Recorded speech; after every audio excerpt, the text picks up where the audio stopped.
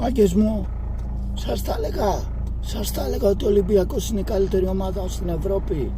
Είναι 5 το πρωί, αδέρφια, η φωνή έκλεισε.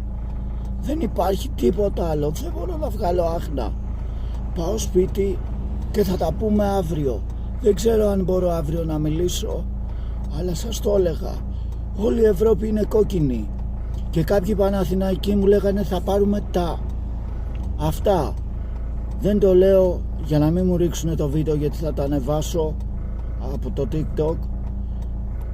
Αγαπάμε τον Ολυμπιακό. Είμαστε Ολυμπιακοί μέχρι κόκαλο. Ξέρουμε πότε ο Ολυμπιακός παίζει σωστά.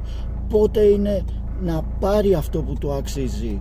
Πολλές φορές έχουμε φτάσει σε τελικούς.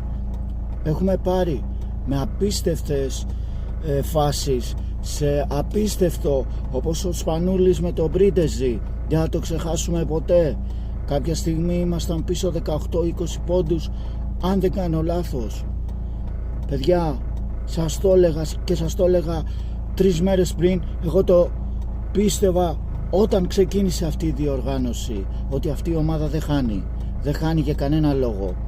Αυτή η Ευρώπη τώρα είναι, τι να το πω, έχει μείνει στην ιστορία. Και που μέσα στο γήπεδο του Παναθηναϊκού, συγγνώμη παιδιά, δεν μπορώ να μιλήσω, δεν μπορώ, είναι απίστευτο αυτό που έγινε, απίστευτο. Και με μια Ρεάλ που έπαιξε μπάλα 8 φορές γυρίσαμε το μάτς, ήμασταν πίσω και το φέραμε μπροστά και στο τέλος κερδίσαμε. Αυτό σημαίνει Ολυμπιακός, αυτό σημαίνει αυτή η ομάδα.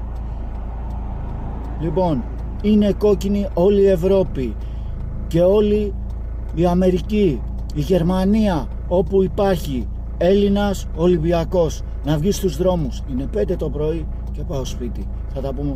Φιλάκια, καλημέρα.